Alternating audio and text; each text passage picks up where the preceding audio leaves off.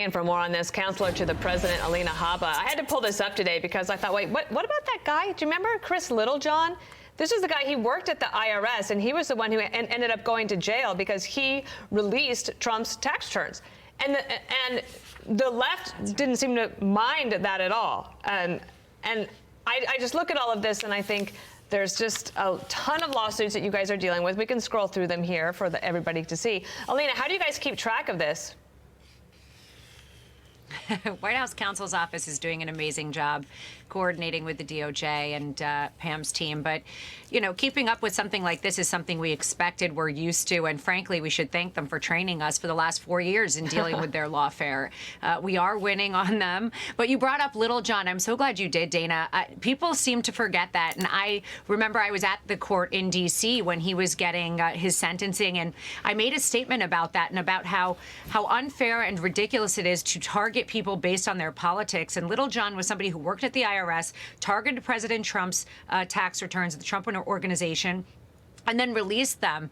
There was a series of other billionaires and wealthy individuals that he went after as well. But that was outlandish and it was barely covered. So I really appreciate you bringing that up.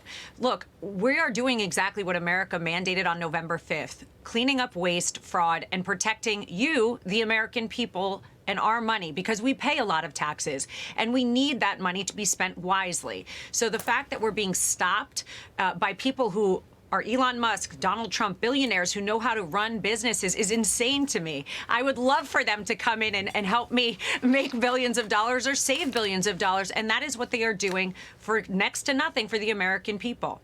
This is one of the main headlines that came out yesterday afternoon. It was on the DOGE X feed. It was on their website. I don't know where it goes, but here's how it reads. Treasury Access Symbol, TAS, is an identification code linking a Treasury payment to a budget line item, standard financial process. In the federal government, the task field was optional for $4.7 trillion in payments.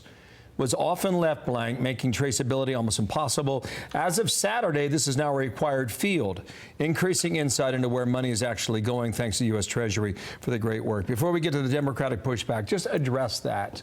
Are we to believe that $4.7 trillion was just going out the door without a name on it, or do you think we'll probably, in all likelihood, in time, have an answer as to who was the recipient? The blessing in following the money is it's something prosecutors do frequently.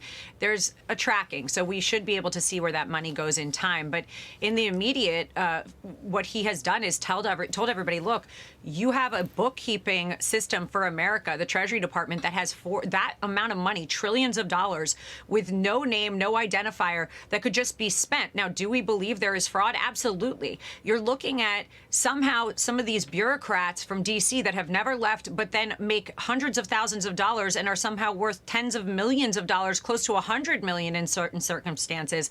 Do we believe that there's a chance that they could be funneling these to NGOs with interest? Yes, we know that happens. And it's a problem. It's a real problem, Bill. So putting this in is a critical accountability measure that we're doing so that under this administration, when money is earmarked by the Treasury, you will know exactly where it goes. I want to play this for you. These are several Democrats who are saying that they've got the answer to push back on DOGE. Watch. The president is not allowed to say, yeah, I don't like that. I'm going to spend this money, but not that money. We're going to continue to work together in an all-hands-on-deck effort to push back against the far-right extremism that is being unleashed on this country with record velocity. We're winning in court. More than a dozen federal injunctions and temporary restraining orders have been issued. Last hour, Jonathan Turley said that he does believe that President Trump will continue to win these lawsuits. So at that point, what do you think the Democrats might pivot to in order to try to have some sort of opposition? Yeah, well, first, let me just address the TRO. A TRO is a temporary restraining order that's put in place when the judges take a look at the actual facts. It is temporary. That is what they are referring to as winning. They're not winning because once these go up, the judges have reversed them or have seen that there is real fraud and that we're not doing anything wrong. What do I think? I don't know, Dana, because they were singing songs last week. I mean, that was something I never thought I'd see. Chuck Schumer's holding a beer and trying to get American people upset over the Super Bowl because we're saving them money. You can't put anything below them, frankly, in terms of how low they will go. It's so desperate. But I just want to keep reiterating something. Everything we are doing is what was mandated, number one. Number two, it's to save us money, to spend money correctly. And they're going as extreme as to blame a plane flipping in Toronto on the Trump administration. We don't control, the FAA does not control Canada's air traffic.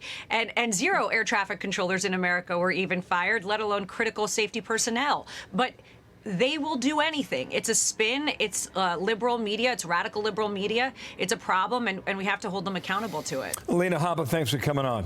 More to come on that. Appreciate your time today. Thank you. Thank you. So Sean has the interview. He sits down with Donald Trump and Elon Musk.